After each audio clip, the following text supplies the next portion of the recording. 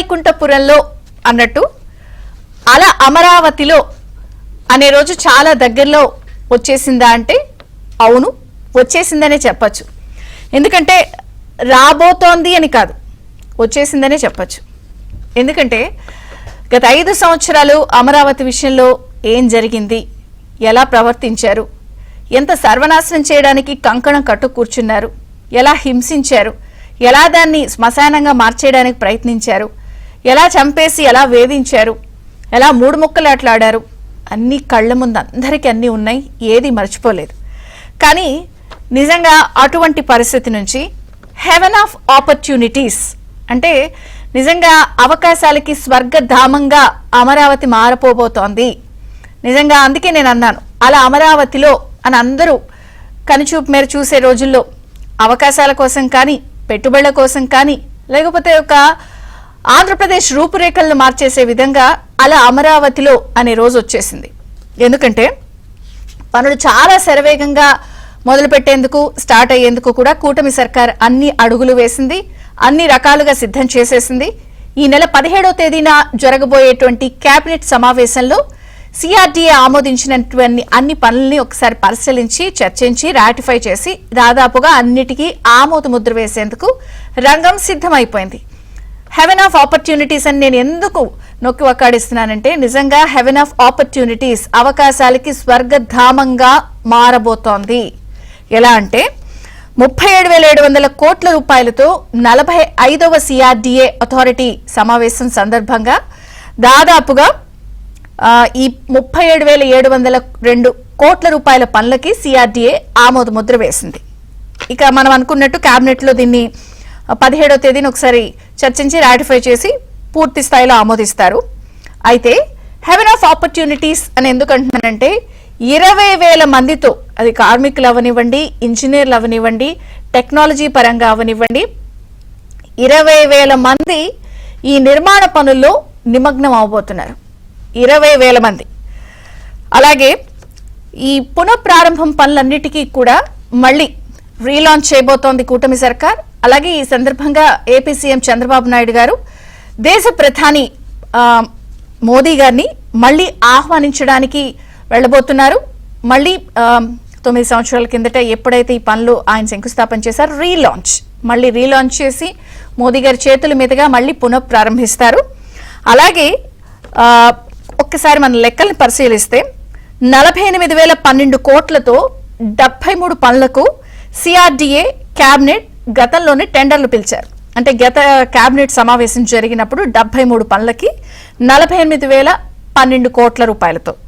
అయితే వీటిలో ఇప్పుడు మనం ఓపెనింగ్ రిమార్క్స్ లో చెప్పినట్టు 37,702 కోట్లకి సంబంధించి 59 పనులకి సంబంధించిన టెండర్లు ఓపెన్ చేశారు. సో 59 పనుల టెండర్ల ప్రక్రియ స్టార్ట్ అయిపోయింది. సో పనులు స్టార్ట్ కాబోతున్నాయి. ఇందులో 22 పనుల విలువ 22,607 కోట్లు.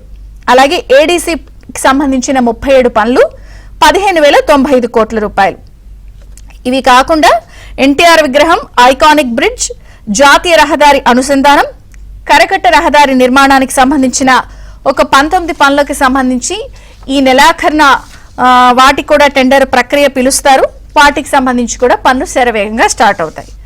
మొత్తంగా ఇదే కాకుండా ఇప్పటి వరకు 33,000 ఎకరాలు ఓవరాల్ గా సేకరించిన దాంట్లో మొత్తంగా గమనిస్తే మనకి ఇందులో అమరావతిలో 53,500 ఎకరాలు అన్ని రకాలుగా సమీకరించింది ఉంది. అందులో 30% గ్రీన్ అండ్ బ్లూ జోన్స్ కింద దీన్ని వాడటం చేస్తారు. అలాగే రైతుల నుంచి సేకరించిన భూములన్నింటిలో అన్ని కేటాయింపులు పోను, బ్లూ జోన్, గ్రీన్ జోన్, ఇలా జోన్స్ వారీగా ఐకానిక్ బిల్డింగ్స్ కానీ అన్నిటికీ పోను దాదాపుగా ఒక 6,203 ఎకరాలు మిగులుతుంది. అందులో 1900 ఎకరాలని వివిధ సంస్థలకు కేటాయిస్తారు. అలాగే ఇప్పటికే కేటాయించిన వాళ్ళు ఎవరైతే పెట్టలేదో వాళ్ళందరి దగ్గర నుంచి వెనక్కి తీసేసుకున్నారు. ఇక కేంద్ర సంస్థలు, రిజర్వ్ బ్యాంక్ లాంటివి త్వరలో రాబోతున్నాయన్న చర్చ ఉంది. ఇవి అన్ని పోను 4,000 ఎకరాలు ఇంకా ప్రభుత్వం చేతిలో ఉంటుంది. దీని ద్వారా కూడా నిధులు సమీకరించి నిర్మాణాన్ని పూర్తి చేస్తారు. అలాగే మనకి ప్రపంచ బ్యాంక్ నుంచి ఒక 15,000 కోట్ల రూపాయల రుణం అందింది. హట్కో నుంచి 11,000 కోట్లు, అలాగే వివిధ బ్యాంకుల నుంచి సమీకరించిన ఒక 5,000 కోట్ల రూపాయలు, అన్నిటికీ కలిపి ఒక 31,000 కోట్ల రూపాయలు కేంద్ర సాయం ఉంది, కేంద్ర పూచీకత్తు ఉంది. సో అమరావతి ప్రజల మీద ఇది భారం పడే అవకాశం లేదు, సెల్ఫ్ సస్టైన్డ్ ప్రాజెక్ట్. సో దేన్నైతే చంపాలని చూశారో ఒక రకంగా ఇవన్నీ కూడా ప్రారంభం కాబోతున్న నేపథ్యంలో జగన్ అండ్ కో నోట్లో పచ్చి వెలక్కాయ పడ్డట్టయింది. అలాగే దేన్ని సర్వనాశనానికి కంకణం కట్టుకున్నారో అది అజరామరమని మరొకసారి నిరూపితమై పునఃప్రారంభం కాబోతోంది. నిజంగా అల అమరావతిలో అనే రోజు దగ్గరికి వచ్చేసిందా? సో ఏంటి ఇందులో ఉన్న అంశాలేంటి, ప్రభుత్వ ఆలోచన ఏంటి, ఎలా ప్రొసీడ్ అవబోతున్నారు, ఇందులో ఉన్న ప్లస్లు మైనస్లు ఏంటి, అలాగే గతంలో జరిగిన తప్పులన్నింటినీ కూడా వీళ్ళు మళ్ళీ ఈసారి రాటిఫై చేసుకున్నారా, ప్రజలకు ఎప్పటికప్పుడు ఏం చెప్పాలనుకుంటున్నారు, వెలవెలబోయినటువంటి రాజధాని కూటమి రావడంతో మళ్లీ కళకళలాడబోతోందా, పనులన్నీ కూడా శరవేగంగా పునః ప్రారంభం కాబోతున్నాయా, మోదీ గారి చేతుల మీదుగా మళ్లీ రీలాంచ్ కాబోతోందా, దాదాపుగా 59 టెండర్లతో 37,702 కోట్లతో పనులన్నిటికీ కూడా అన్ని సమకూరి సిద్ధంగా ఉన్నాయా? చర్చిద్దాం. మనతో పాటు జాయిన్ అయ్యారు పొలిటికల్ అనలిస్ట్ నర్రా శ్రీధర్ గారు, టీడీపీ నుంచి spokes person Dasari Shyam Seshu, BJP నుంచి స్పోక్స్ పర్సన్ ఆర్టీ విల్సన్ గారు. అందరికీ స్వాగతం అండి. నర్రా శ్రీధర్ గారు, మొత్తం 59 టెండర్లు రెడీ, 37,700 కోట్లు రీలాంచ్, మోదీ గారు కూడా మళ్ళీ వస్తున్నారట, అంత కలకల్లాడిపోతున్నాయి, హెవెన్ ఆఫ్ ఆపర్చునిటీస్ అనేది చర్చ. సో ఏదేదో నెగిటివ్ గా మాట్లాడుకున్న టైం నుంచి ఇదిగో ఈ బిల్డింగ్ అంట, అదిగో ఆ పని అంట, అలాంటి మాటలు మళ్ళీ స్టార్ట్ అయ్యాయి. అలా వైకుంఠపురంలో లాగా అలా అమరావతిలో అనే చర్చ ప్రారంభమైంది. నమస్కారం అండి. ఏబిఎన్ ప్రేక్షకులకు, ప్యానల్లో ఉన్న పెద్దలకు నమస్కారం. చంద్రిక్ గారు, అమరావతి అనేది it's a world class modal, దానిలో ఏం అనుమానం లేదు. 29 గ్రామాలకు సంబంధించి 28 గ్రామాలకు సంబంధించి 29,000 మంది రైతులు 34,000 ఎకరాలు ఇవ్వడం అనేది ఇట్స్ ఎ వండర్ఫుల్ సబ్జెక్ట్.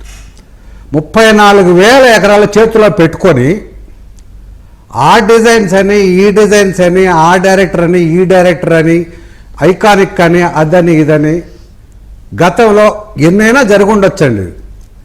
గతంలో చేసినటువంటి తప్పుల నుంచి మనం నేర్చుకోవాలి. కొన్ని పొరపాట్లు జరిగాయి, డెఫినెట్గా జరిగాయి.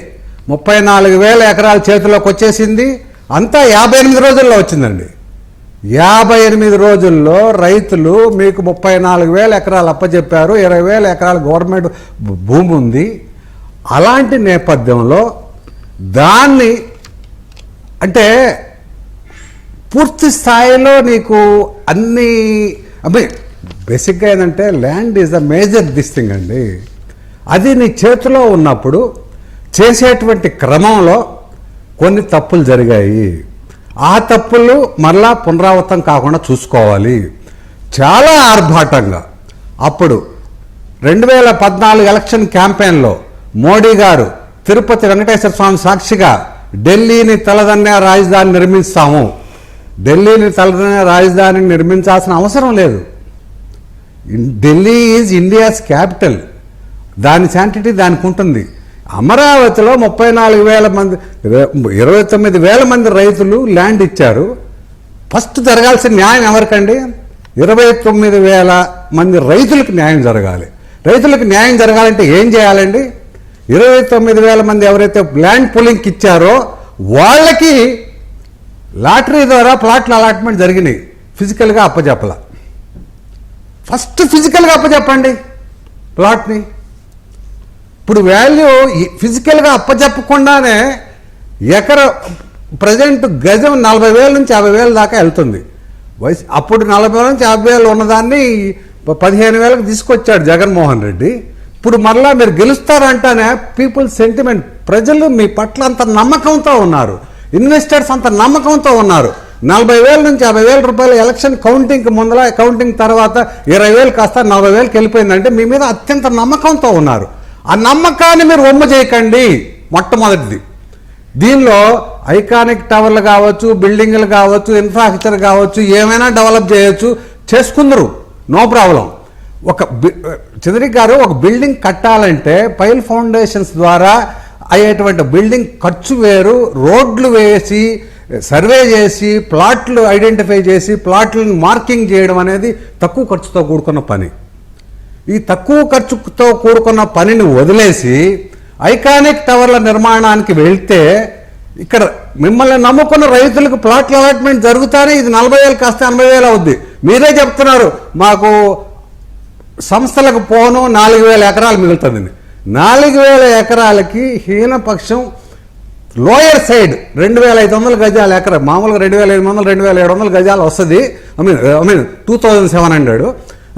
అంటే దీన్ని హీనపక్షం 2,500 గజాలు వచ్చినా కూడా దాదాపు 1,000 గజాలు వస్తుంది. 1,000 గజాలు అనేది ఏమీ లేనప్పుడు 40,000-45,000 అన్నప్పుడు ఈ 1,000 గజాలు గజం ₹1,00,000 పోతే అది 1,00,000 కోట్లు అయిపోతుంది. మీకు 1,00,000 కోట్లు వచ్చేస్తున్నాయి ఇమీడియట్గా. అప్పుల కోసంగా 10,000 కోట్లతో 10,000 కోట్లు ఖర్చు పెట్టి రోడ్లు మీరు తార్ రోడ్లు ఏమని చెప్పట్లే, నేను అన్ని కట్టేయమని చెప్పట్లేదు. గ్రావెల్ రోడ్లు ఫామ్ చేసినా కూడా అందరికీ అలాట్ చేస్తే రూపురేఖలు వచ్చేస్తే తర్వాత మీరు 1,00,000 కోట్లతో ఏమైనా కట్టుకోండి. అంటే ముందు కనీసం ఎలక్షన్స్ నాటికి ఒక రూపురేఖలు రావాలి. చేతిలో ల్యాండ్ డబ్బులు అన్ని క్లియర్ కట్ గా ఉన్నాయి కాబట్టి గత తప్పులు పునరావృతం కాకూడదంటారు. పెద్ద మన వైజాగ్ లో వెంకయ్యనాయుడు గారు పెద్ద అని చెప్పారు 2050 గురించి మీరు మాట్లాడబాకండి. 2050 గురించి ఎవరితో మాట్లాడే, ఇన్వెస్టర్లతో మాట్లాడండి, పీపుల్తో కాదు. ఇప్పుడు మీరు ఏదైతే ప్రమోట్ చేస్తుండే పీపుల్ లో ప్రమోట్ చేయబాకండి. ఎవరైతే ఇన్వెస్టర్లు ఉన్నారో వాళ్ళ దగ్గర ప్రమోట్ చేయండి. ఇన్వెస్ట్మెంట్స్ వస్తాయి, డెవలప్మెంట్ జరుగుతుంది, ప్రైజెస్ పెరుగుతాయి, అందరూ లబ్ధి పొందుతారు. అంతేగాని మీరు ఎంతసేపటికి 2050లో ఎంతమంది నివసించబోతున్నారు, 2050 గురించి మీరు మాట్లాడబడలే. ఆ పీపుల్లో ఎవరితో మాట్లాడాలి, ఇన్వెస్టర్స్తో మాట్లాడాలి. ఇప్పుడు వెంకయ్యనాయుడు గారు పద్ధతిగా చెప్పారు, ఇచ్చిన టైం ఎంత, ఆ టైంలో ఏమైతే చేయగలమో చేయగలిగేది చెప్పేది ఎక్కువగా ఉంది, చేసేది ఎంత చేసినా ఎవరికి చాలదండి. తక్కువ చెప్పాలి, చేసేది ఎక్కువ చేయండి. ఈసారి గనక వీళ్ళు రిపీట్ చేయకుండా ఎంత లోపల టార్గెట్ పెట్టుకుంటున్నారు, ఎట్లా వెళ్తున్నారు, ఏంటి అసలు ప్రజలకు ఏం చెప్తారు? ఒకటే ఒక మాట, తక్కువ చెప్పండి, ఎక్కువ చేయండి. Valid point. టీడీపీ నుంచి దాసరి శ్యామ్ శేషు గారు ఉన్నారు. శేషు గారు నమస్తే, బ్రేక్ఫాస్ట్ న్యూస్ కి స్వాగతం. తక్కువ చెప్పండి, ఎక్కువ పని చేయండి. అలాగే టెండర్లు రెడీ అయిపోయాయి, ఫటాఫటా అవ్వాలి, 29 హర్డిల్ ఉంది. సో ఎట్లా వెళ్ళబోతున్నారు? ఈ నెల 15 కేబినెట్ లో చాలా వరకు పనులు ఆమోదం అయిపోతుంది అంటున్నారు. మోదీ గారు మళ్ళీ వచ్చి రీలాంచ్ చేస్తారంటున్నారు. ప్రజలకు ఈ సందర్భంగా ఏం చెప్తారు? గతంలో అన్ని చూసున్నారు, 5 ఏళ్లు జరిగిన మిస్టేక్ కూడా కళ్ళ ముందు ఉంది. ఇప్పుడు ఇక 9 నెలలు అయింది, 3 నెలల్లో వర్షాకాలం అంటున్నారు మళ్ళీ. సో 20,000 మంది పనులతో స్టార్ట్ అంటున్నారు. ఎట్లా వెళ్ళాలనుకుంటున్నారు? ఎట్లా క్లియర్ కట్ గా ఎక్స్ప్లెయిన్ చేయండి. మీరు ఏదైతే ముందుగా మీకు ప్యానల్ పెద్దలకి, మన ఛానల్ చూస్తున్న వీక్షకులకి అందరికీ నమస్కారం అండి. ఏదైతే పెద్దలు చెప్పినటువంటి పాయింట్ ఏదైతే ఉందో 2014-19 జరిగినటువంటి ప్రమాదాన్ని వారు ఇప్పుడు చెప్పడం జరిగింది. అది 100% వ్యాలిడ్ పాయింట్ అండి. అందుకే సింపుల్ గవర్నమెంట్, ఎఫెక్టివ్ గవర్నెన్స్ అని చెప్పేసి అని కొత్త నినాదంతో speed of doing business, fast of doing business గా మార్చి పనులన్నీ కూడా చకచక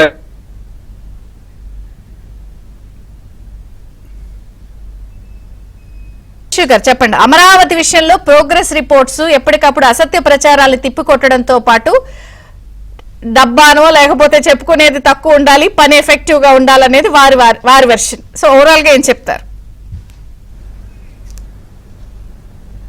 డెఫినెట్ గా వారు చెప్పినటువంటి మంచి సజెషన్. ఎందుకంటే లాస్ట్ టైం జరిగినటువంటి పరిణామాలన్నీ కూడా దృష్టిలో పెట్టుకుని పెద్దలు ఏదైతే చెప్పారో ఖచ్చితంగా అండి అది గురించే మనం కూడా సింపుల్ గవర్నమెంట్, ఎఫెక్టివ్ గవర్నెన్స్ అనేటువంటి కాన్సెప్ట్ లో స్పీడ్ ఆఫ్ డూయింగ్ బిజినెస్ కాకుండా ఫాస్ట్ ఆఫ్ డూయింగ్ బిజినెస్ అనేటువంటి కొత్త ఆవిష్కరణ వైపుగానే ప్రభుత్వం వెళ్తా ఉంది. దానిలో భాగంగానే మనం చూసాం ఇక్కడ ఏదైతే ఈ యొక్క ప్రభుత్వం చేసేటువంటి పనులకి ఇక్కడ ఉన్నటువంటి ప్రతిపక్షం కాని ప్రతిపక్షం, అంటే పార్టీగా ప్రతిపక్షమే కానీ ప్రభుత్వం అంటే అసెంబ్లీలో లేనటువంటి ప్రతిపక్షం, వాళ్ళకి సంబంధించినటువంటి ఎంపీలు కూడా కేంద్రంలోని మొన్న అడిగినటువంటి ప్రశ్న ఏదైతే కేంద్ర ప్రభుత్వం నుంచి వచ్చేటువంటి రుణాలు కేంద్ర ప్రభుత్వం అనేక మార్లు చెప్పినా, రాష్ట్ర ప్రభుత్వం చెప్పినా కూడా ఇదేదో కేంద్రానికి అప్పుగా తీసుకొచ్చింది మరలా రాష్ట్రం కట్టాలన్న దాని మీద వాళ్ళు అడిగినటువంటి ప్రశ్నకి లిఖిత పూర్వకంగా ఏదైతే సమాధానం ఇచ్చి ఇవన్నీ కూడా రాష్ట్రంది కాదు బాధ్యత, కేంద్రందే బాధ్యత అని చెప్పేసి ఏదైతే లిఖిత పూర్వకంగా సమాధానం ఇచ్చారో ఖచ్చితంగా మరలా శ్మశానాలు అన్నారు, దెబ్బలు అన్నారు, అసలు ఏమీ లేదన్నారు, ఎంతో దారుణమైనటువంటి మాటలు మాట్లాడారు. ఇక్కడ కనీసం ముఖ్యమంత్రి గారు పరదాలు కట్టుకుని అక్కడ బయటికి రావాలంటే ఎవరిని రానివ్వకుండా గడిచినటువంటి 5 ఏళ్ళు ఎట్లాంటి పరిపాలన జరిగిందో మనందరం కూడా చూసాం.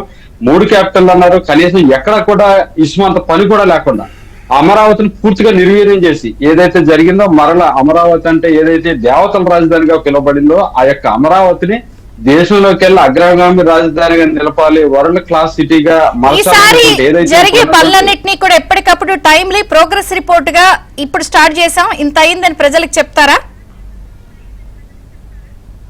డెఫినెట్ గా అండి, చెప్పడమే కాదు ప్రజలందరూ కూడా కలర్ చూస్తారు. ఎందుకంటే ప్రతి ఒక్కరికి ఏదో ఒక సందర్భంలో రాజధానితో అవసరం పడుతుంది, రావాల్సినటువంటి అవసరం ఉంటుంది.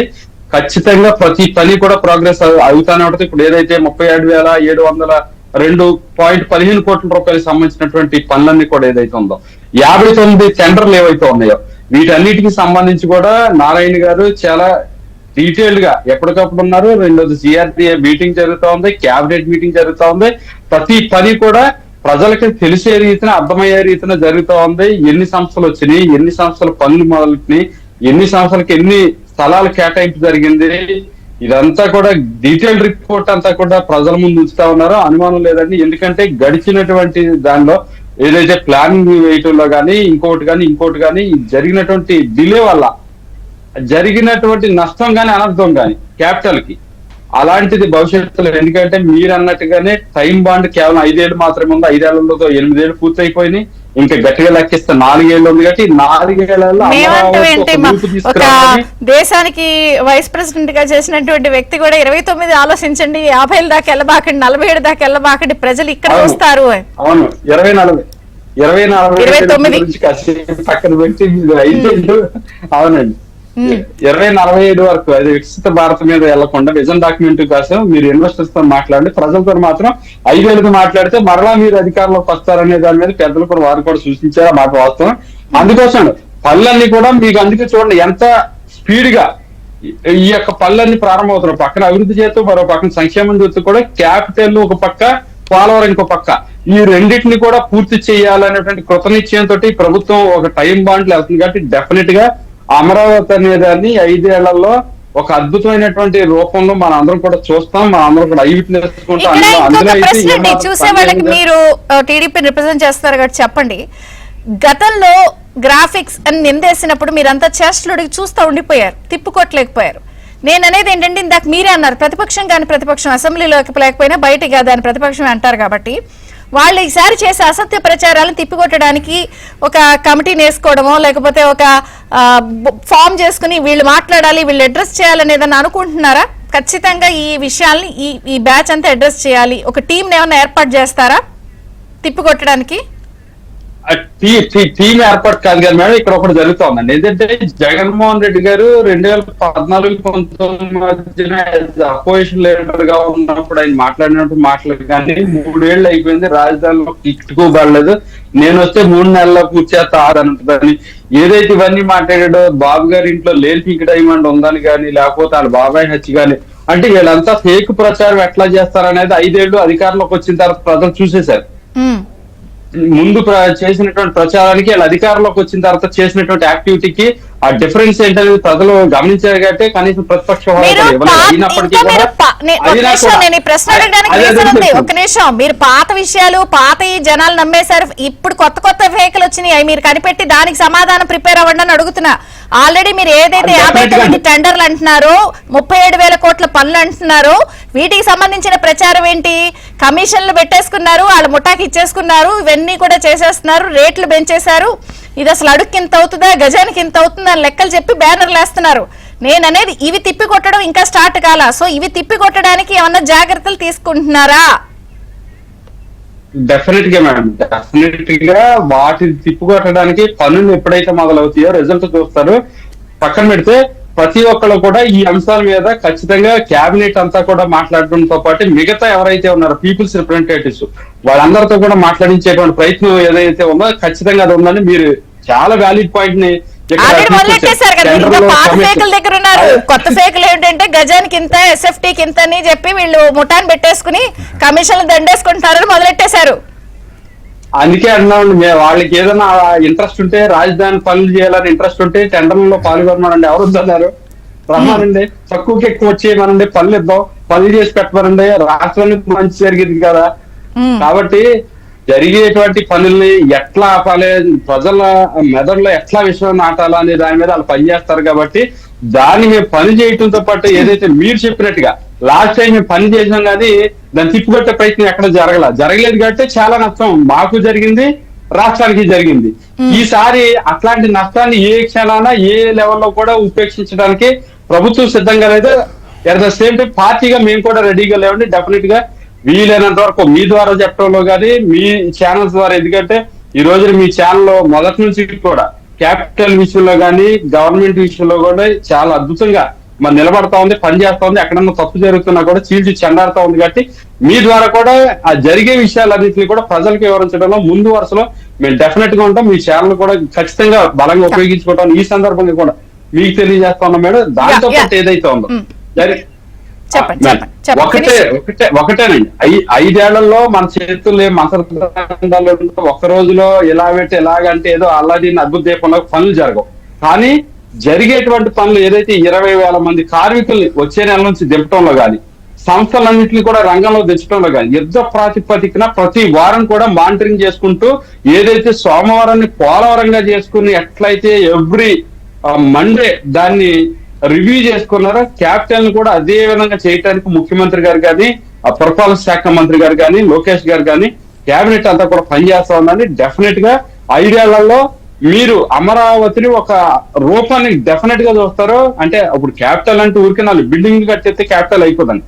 అక్కడ ఒక సామాజిక ఒడంబడిక ఉండాలి, ప్రజలందరూ కూడా జీవన ప్రమాణంలో భాగస్వామ్యం కావాలి. ఇదంతా జరగాలంటే డెఫినెట్ గా ఒక 20-25 ఏళ్ళు పడతాయి. కానీ దానికి అనుగుణంగా భవిష్యత్తు 50 ఏళ్ళు రానున్న 100 ఏళ్ళకి ప్రజలలో ఎంతమంది వస్తారు, ఎంత కెపాసిటీ మనకు అవసరం అవుతుంది, ఏమేమి అవసరం అవుతుంది అనేది అంతా కూడా ప్లానింగ్ తో ఏదైతే మనకు ఒక రాజ్యాంగాన్ని రూపకల్పన చేసినప్పుడు భవిష్యత్తు అవసరాలను ఉద్దేశించి ఎట్లయితే ఆ రోజు రూపకల్పన చేశారో అట్లా అమరావతి కూడా జరుగుతుందని డెఫినెట్ గా పీపుల్స్ క్యాపిటల్ గా అమరావతి ఉండబోతా ఉంది, నిలవబోతా ఉంది. బీజేపీ నుంచి ఆర్డి విల్సన్ గారు ఉన్నారు. విల్సన్ గారు నమస్తే, బ్రేక్ఫాస్ట్ న్యూస్ కి స్వాగతం. అన్ని విషయాల్లో సహాయ సహకారాలు చాలా వేగంగా ఉన్నాయి. మీరు పూచీకత్తు ఉంటున్నారు, చక్కగా ప్రజల మీద భారం ఉండదు, మాది రెస్పాన్సిబిలిటీ అని చెప్పి లిఖితపూర్వకంగా చెప్తున్నారు. అన్ని విషయాల్లో ఈసారి బీజేపీ సహకారం ఉంది. మళ్ళీ మోదీ గారు వస్తున్నారు, రీలాంచింగ్ అని చెప్పి అంటున్నారు. కన్ఫర్మ్ అయ్యిందా? గుడ్ మార్నింగ్ విజయచంద్రి గారు, మీకు ప్యానల్లో ఉన్న మిత్రులు పెద్దలందరూ కూడా నమస్కారం. అంటే అది అఫిషియల్ గా బయటకు వచ్చే వరకు మేము చెప్పడానికి లేదండి. మోడీ గారు ఎప్పుడు వస్తారు ఏంటి అనేది పిఎంఓ నుంచి రావాల్సిన సమాచారం. అదేవిధంగా ఇక్కడ ముఖ్యమంత్రి గారు కూడా దాన్ని ధృవీకరిస్తారు. అంటే అమరావతి విషయంలో మేము మొదటి నుంచి మా మీద అనేక రకాలుగా దుష్ప్రచారం చేశారు. ఏదో మట్టి ఇచ్చారు, లేకపోతే నీళ్లు ఇచ్చారని. సరే, ఎన్ని నీలాపరిందలు వేసినా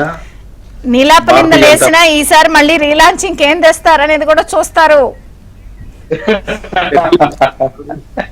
ఆల్రెడీ ఇచ్చాం కదా, ఆల్రెడీ అక్కడ కేంద్ర సంస్థలు ఇచ్చాము, ఇంతకుముందు ఇచ్చాం.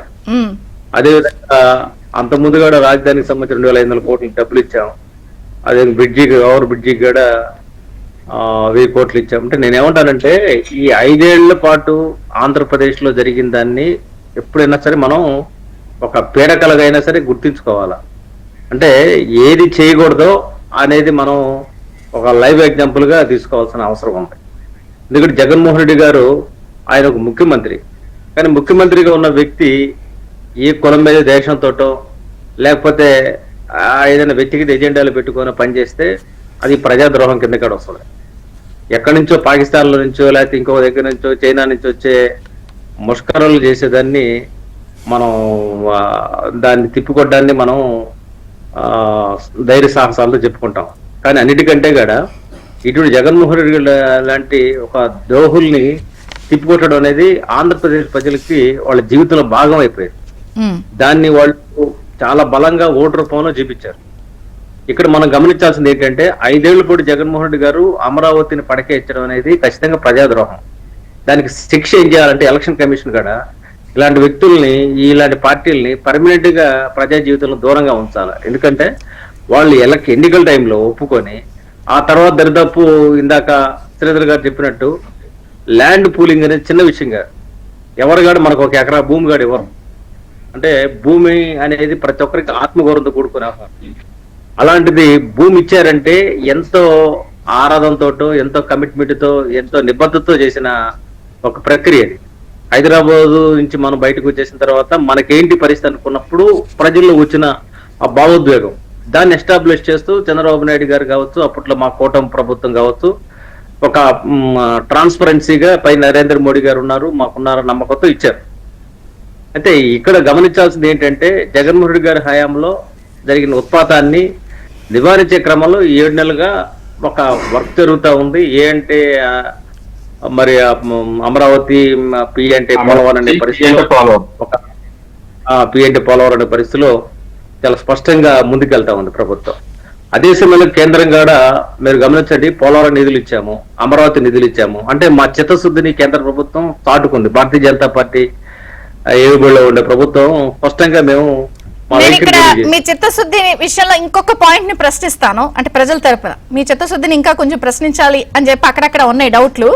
ఎందుకనంటే ఒక నిమిషం let me finish my question. ఇప్పుడు మీరు అన్నారు ఏమండి మట్టి నీరు ఇచ్చామని మా మీద చాలా నీలాపు నిధులు వేస్తారు అని అన్నారు. మేము నిరూపించుకుంటున్నాం, ఇప్పుడు మేము చిత్తశుద్ధితో ఉన్నాం, ఫండ్స్ ఇప్పించేస్తున్నాం అయిగో అని అంటున్నారు.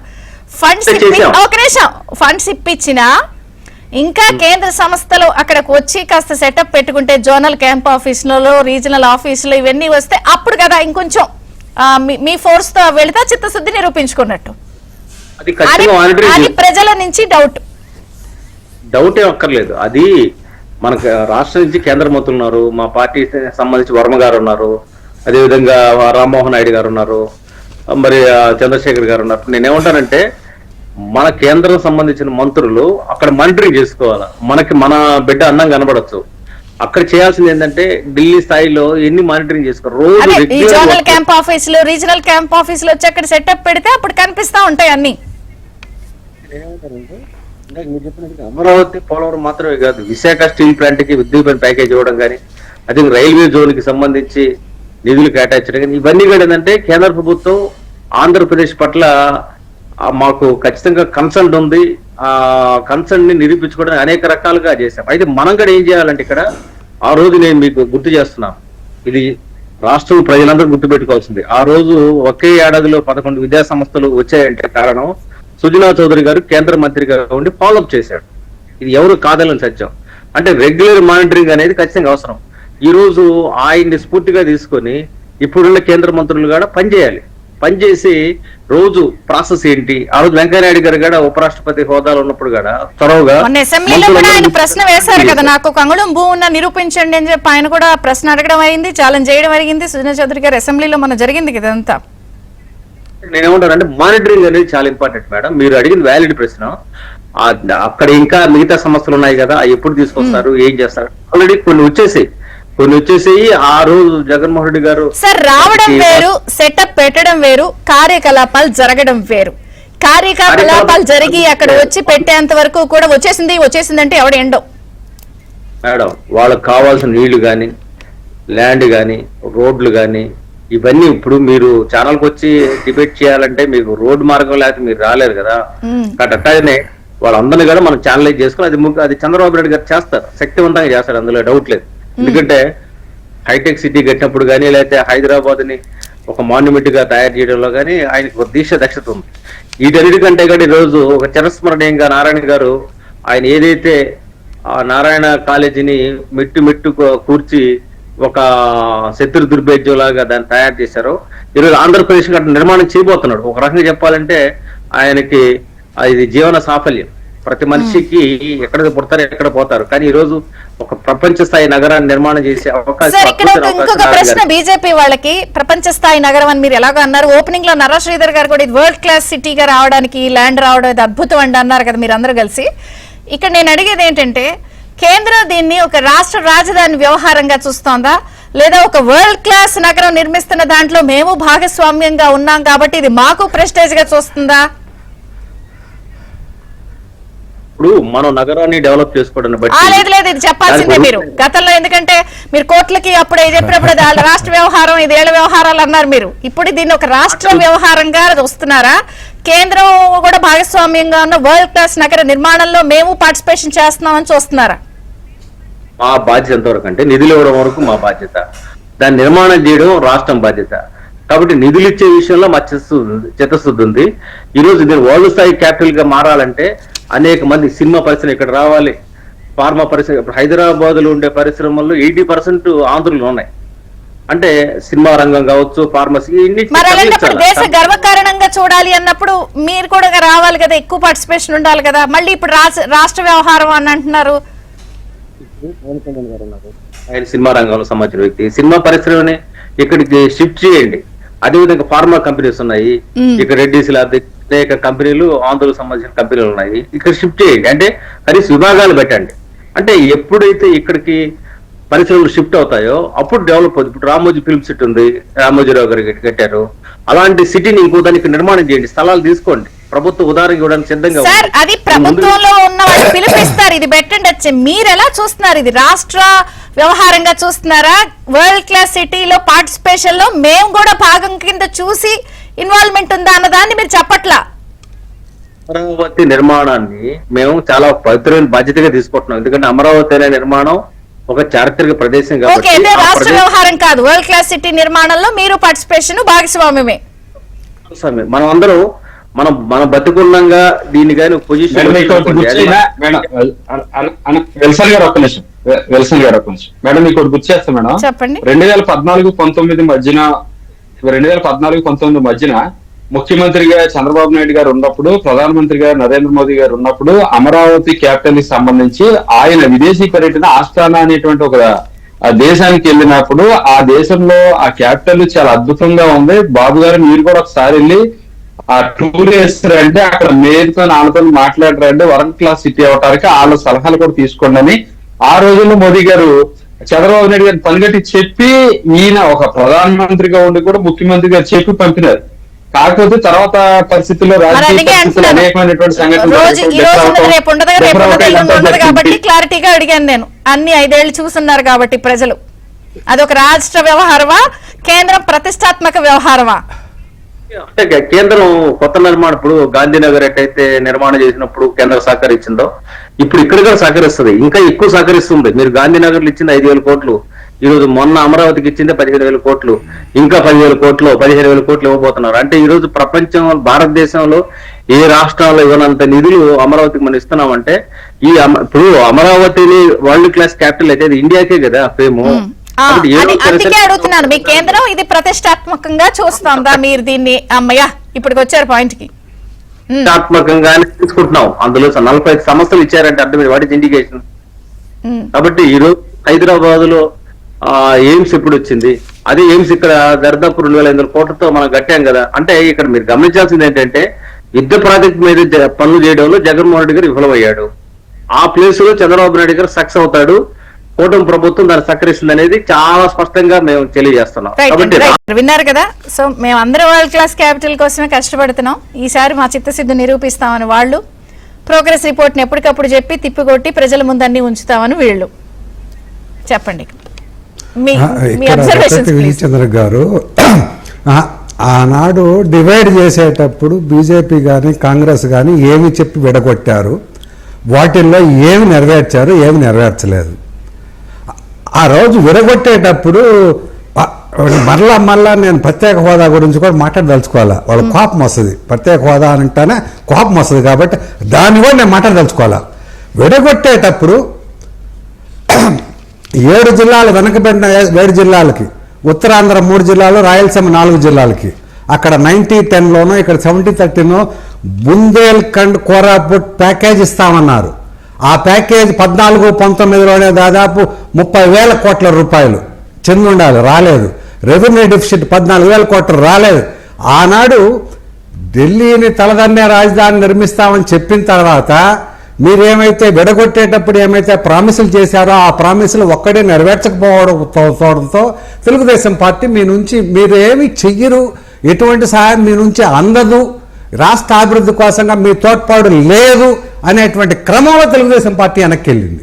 ఏదన్నా కానీ ఎందుకు వెనక్కి వెళ్ళారనే సబ్జెక్ట్ కూడా, రాజకీయ కోణాలు కూడా, రాజకీయం కూడా మనకు అనవసరం అండి.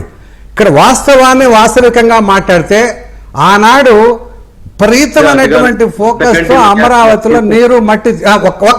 ఒక్క విషయం విల్సన్ గారు, నేను చెప్పడం 2 నిమిషాల్లో పూర్తి చేస్తాను, మీరు చెప్తారు ఎంతసేపు అని చెప్తారు, నేను వింటాను. ఇక్కడ ఎవరు లాంచ్ చేశారు, మళ్ళీ అప్పుడు రీలాంచ్ ఎందుకండి? రీలాంచ్ అవసరం ఉంది. స్టేట్ గవర్నమెంట్ తప్పుపడుతున్నాను నేను ఇక్కడ. స్టేట్ గవర్నమెంట్ మోడీ గారిని ఇన్వైట్ చేస్తాను మళ్ళీ రీలాంచ్ కోసంగా. రీలాంచ్ ఎందుకు మీకు? మీరు లాంచ్ చేశారు, ఎన్నిసార్లు రీలాంచ్ చేస్తారు? మీరేమైతే చెప్పారో ఇప్పుడు రైతుల పక్షం గురించి మాట్లాడుతున్నాను. రైతులకి ఏవైతే ప్లాట్లు అలాట్ చేయండి స్వామి. మొట్టమొదటి రైతులు ఇచ్చారు, రైతులకు ప్లాట్లు అలాట్ చేయాలి. తర్వాత మీ టవర్ల నిర్మాణం మీరు తర్వాత చేసుకుందరు. ఏ డెవలప్మెంట్ అయినా తర్వాత చేసుకుందరు. ముందు రైతులకు పలానా చోట నీకు ప్లాట్ ఇచ్చామని చెప్పండి. ఊరికే రిజిస్ట్రేషన్ కాగితాల మీద కాదు కదా. వరల్డ్ క్లాస్ సిటీ కాగితాల మీద కాదు. వాళ్ళు భ్రమరావతి గందరగోళంగా మాట్లాడారు. వాళ్ళకి మాట్లాడేదాన్ని స్కోప్ ఇవ్వాల్సిన అవసరం ఏం లేదు కదా. రైతులు ఎవరైతే ఉన్నారో, నేను ఏమడగట్లేదు, నేను వరల్డ్ క్లాస్ సిటీ గురించి అడగట్లేదు, ఢిల్లీని తలదనే రాజధాని గురించి అడగట్లేదు. మిమ్మల్ని నమ్ముకొని 33,000 ఎకరాలు 29,000 మంది రైతులు మీకు ల్యాండ్ ఇచ్చారు. ఎకరాకి 1000 గజాలు రెసిడెన్షియల్, 250 గజాలు కమర్షియల్ ఇస్తామన్నారు. అది ఇవ్వండి ముందల. అంటే మీరు అనేది ఏంటి? తర్వాత ఏమైనా ప్రభుత్వం నిర్ణయం తీసుకుంటది కలిసికట్టుగా. బీజేపీ ఏం చేయాలి? మీరు బీజేపీని ఏమంటున్నారు? అది నాకు అర్థం కాల. ఇప్పుడు 29 రాజధాని విషయంలో 2003 ఇక్కడ విభజించేటప్పుడు మీరు కలిసి విభజించారు. కాంగ్రెస్ మీరు ఒక అండర్స్టాండింగ్ తో విభజించారు.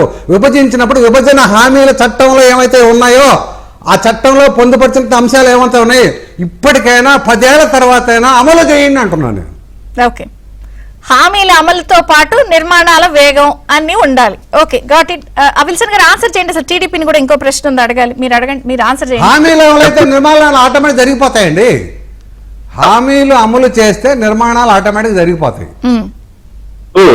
వెనుకబడి జిల్లాలకు ఇవ్వాల్సిన నిధులు ఇస్తూనే ఉన్నాము, దానికి మించిగా ఇచ్చాము, అందులో సందేహం లేదు.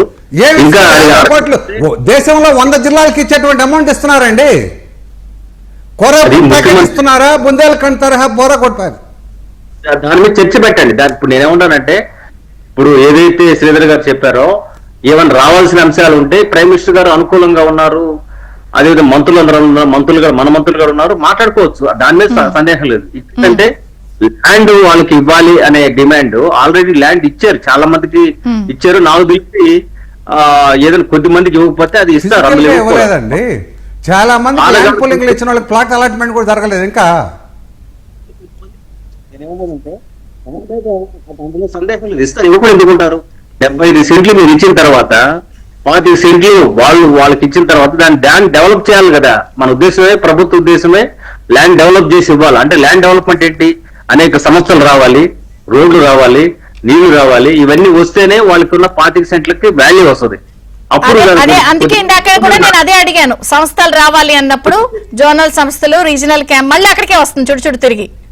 సో అవన్నిటికీ కూడా మీరు పంపించడమో లేదంటే పెట్టించడమో మీ చిత్తశుద్ధి ఇక్కడ. అప్పుడు మీరు చెప్పినట్టు ఆ ల్యాండ్ అలాట్మెంట్, ఆ గ్రౌండ్ వర్క్ అది జరగడానికి కళ్ళకు కనపడుతుంది. వారు చెప్పేది కరెక్టే, నేను అడిగింది కూడా నాకు అదే.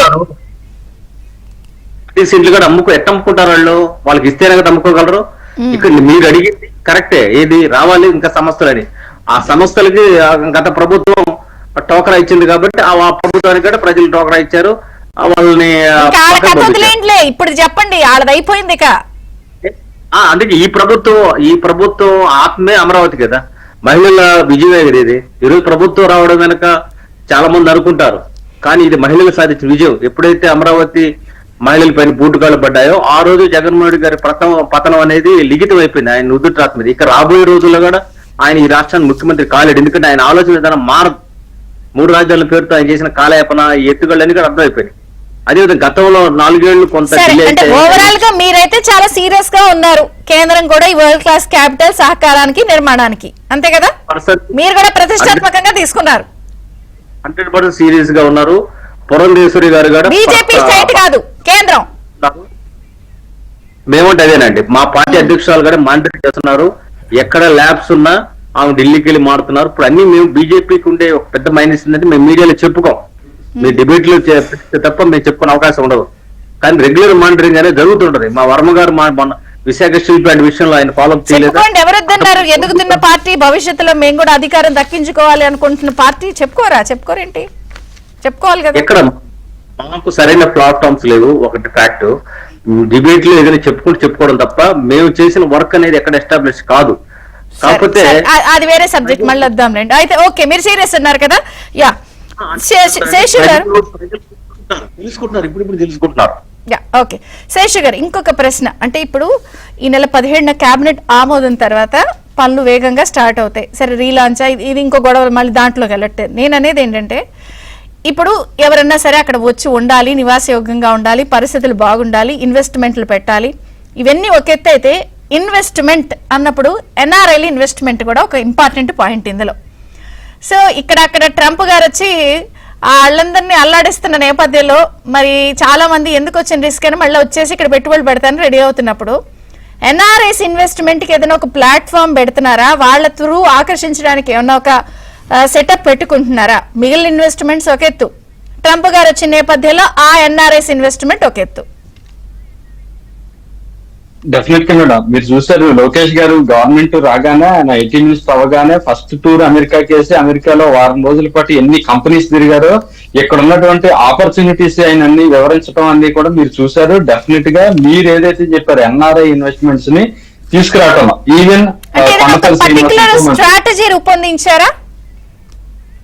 డెఫినెట్ గా అండి, డెఫినెట్ గా ఇప్పుడు కొండపల్లి శ్రీనివాస్ గారు కూడా ఎన్ఆర్ఐ గా ఉండి మంత్రిగా ఉన్నాడు, ఇటు టీజీ భరత్ గారు ఉన్నాడు, లోకేష్ గారు, వీళ్ళ ముగ్గురు కూడా ఎప్పటికప్పుడు ఇన్వెస్ట్మెంట్స్ మీద చాలా పర్టికులర్ గా వాళ్ళు అంతా కూడా చాలా డీటెయిల్డ్ గా పోతా ఉన్నారండి. ఆ ఇబ్బంది లేదు. ఇన్వెస్ట్మెంట్స్ అనేది తెలంగాణ కన్నా కూడా పక్కన తమిళనాడు, కర్ణాటక కన్నా కూడా ఆంధ్రప్రదేశ్ కి ఎక్కువ రాబోతా ఉన్నాయి. అందులో ఫారిన్ ఇన్వెస్ట్మెంట్స్ అనేది ఇంక ఎక్కువ రావడానికి చాలా బ్రహ్మాండంగా పనిచేస్తా ఉన్నారంటే ఖచ్చితంగా ఆ దిశగా లోకేష్ గారు ప్రణాళికబద్ధంగానే ఉన్నారు. ఓకే, రెండోది ఇందాక ఆయన మాట్లాడినట్టుగా ఇప్పుడు ఫ్లాట్స్ అన్ని కూడా డెవలప్ చేయాలి, ఇవ్వాలి. శ్రీధర్ గారు చెప్పే దాంట్లో చాలా వ్యాలిడిటీ ఉందండి. 10 సంవత్సరాలుగా రైతులు భూములు ఇచ్చుకుని వాళ్ళ నీడ్స్ సాటిస్ఫై కాకుండా కడతారని వెయిట్ చేస్తా వాళ్ళ యొక్క ఏమీ లేకపోతే ఖచ్చితంగా ఏంటి అనేది క్లియర్ చేయమని వాళ్ళు అడుగుతున్నారు. ఇప్పుడు వాళ్ళకి కూడా కొన్ని పర్సనల్ నీడ్స్ ఉంటాయి కదా, ఇది లాగ్ అవుతూ కూర్చుంటే ఇచ్చిన వాళ్ళ నీడ్స్ ఎలా సాటిస్ఫై అవుతాయి? డెఫినెట్ గా నిన్న ముఖ్యమంత్రి గారి ప్రసంగం కూడా మీరు అసెంబ్లీలో జరిగింది కూడా ఒకసారి చూడాల్సినటువంటి అవసరం ఉంది. ఒకటేనండి, ప్రపంచ చరిత్రలో ఎక్కడా కూడా 33,000 ఎకరాలు ఇలాగా సింగిల్ రూపీ కూడా చెల్లించకుండా ల్యాండ్ పూల్ చేయటం అనేది హిస్టరీ అండి, అదొక రికార్డ్. ఇది జగన్మోహన్ రెడ్డి గారి కేసుల మీదేమో ప్రపంచ ప్రఖ్యాతి యూనివర్సిటీల్లో యొక్క మనీ లాండరింగ్ కేసుల మీద ఆయన ఎగ్జాంపుల్ అయితే, ప్రభుత్వంలో ఉండి ₹1 కూడా మనం చెల్లించకుండా రైతులు స్వచ్ఛందంగా భూములు ఇచ్చేటువంటి నమ్మకాన్ని తీసుకురావటం అనేది ఒక పెద్ద ప్రాక్టీస్ అండి. అది ఒక పెద్ద సబ్జెక్ట్. అంటే రెండు పార్టీలకు సంబంధించినటువంటి ఇద్దరు అధినేతలకు సంబంధించినటువంటి విషయాల మీద, ఒకటి జగన్ మోహన్ రెడ్డి సంబంధించినటువంటి విషయాల మీద ఏమి పాఠాలు చెప్తా ఉన్నారు, చంద్రబాబు నాయుడు గారి తాలూకా పరిపాలన దక్ష మీద ఏం పాఠాలు చెప్తా ఉన్నారు అనేది మనకు క్లారిటీ ఉంది. ఆయన మీద ఉన్నటువంటి నమ్మకం మీద అది ఆ రోజు కూడా పదే ఎకడమిక్ క్లాసెస్ వేరు, థియరీ ప్రాక్టికల్స్ వేరు. ఈసారి ఈ ఎకడమిక్ క్లాసెస్ అందరు ఇనేసారు, అన్ని అయిపోయినాయి. ఈ థియరీ క్లాసెస్ లో రోడ్లు తవ్వేశారంటే రోడ్లు తవ్వకుండా జాగ్రత్త పడాలి, గ్రాఫిక్స్ అంటే కాదు ఇది నిర్మాణం అని చూపించాలి, టెండర్ లో కమిషన్ అంటే కమిషన్ కాదని చెప్పి చూపించాలి. సో నో ఎకడమిక్ క్లాసెస్, ఈసారి థియరీ ప్రాక్టికల్స్ అండి, డెఫినెట్ గా ప్రాక్టికల్స్. ఈ థియరీ క్లాసులు మేము కూడా పెట్టదలుచుకోలేదు, ఎందుకంటే పెట్టదలుచుకోలేదు కాబట్టి అడ్కో రుణాలు తీసుకొచ్చినా, లేకపోతే కేంద్రం ప్రపంచ బ్యాంక్ దగ్గర నుంచి తీసుకొచ్చినా, ఏషియన్ బ్యాంక్ దగ్గర నుంచి తీసుకొచ్చినా, లేదా ఈ బ్యాంకుల నుంచి రుణాలు తీసుకొచ్చినా ఇమీడియట్ గా తీసుకొచ్చి పనులు మొదలు పెట్టించే పనులే చేస్తున్నాం. అంతేగాని మరలా ఇంకో 4 ఏళ్ళు గీతలు గీసి ఈ డిజైన్ ఖర్చు కాదు కదా. పూలింగ్ ఇచ్చిన వాళ్ళకి, ఆప్షన్ ఇచ్చిన వాళ్ళకి లాటరీ వేసి అలాట్మెంట్ కూడా దొరకలేదు. అదే శ్రీధర్ గారు ఒక పాయింట్ ఉందండి, లాటరీ ఇవ్వటం కాదండి, ప్రభుత్వం చేసుకున్నటువంటి అగ్రిమెంట్ డెవలప్ చేసి ఇవ్వటం అనేది అగ్రిమెంట్ అండి. దానికోసమై ఈ పని అంతా జరుగుతుందండి. మీరు అన్నట్టుగా వెరీ కమింగ్ సూన్ ఈ ఒక్కొక్కటి జరుగుతూ ఉంటదండి. మీరు అన్నట్టుగానే రైతులకి ఓ పక్కన గతంలో వాళ్ళ కనీసం కౌలు కూడా చెల్లించలేదు, మా వచ్చిన తర్వాత అది కూడా చెల్లించడం వాళ్ళ అకౌంట్ లో వేసినామండి. అయినా కూడా ల్యాండ్ వదులుకున్నారంటే ఎంత సెంటిమెంట్ అది అందరికీ మీరు మొదలు చెప్పినటువంటి కొటేషన్. దాన్ని డెఫినెట్ గా డెవలప్ చేసి ఇవ్వాలి కాబట్టి కొంత టైం పడి సార్, ఆ డెవలప్ చేసి ఇస్తాం. వాళ్ళందరూ కూడా చాలా హ్యాపీగా సాటిస్ఫాక్షన్ ఉండేటట్టుగా చేస్తుంది ఈ ప్రభుత్వం. ఓకే, థ్యాంక్ యూ శేషు గారు. నరశ్రీధర్ గారు, విల్సన్ గారు, థ్యాంక్స్ ఫర్ జాయినింగ్. ఇది బ్రేక్ఫాస్ట్ న్యూస్.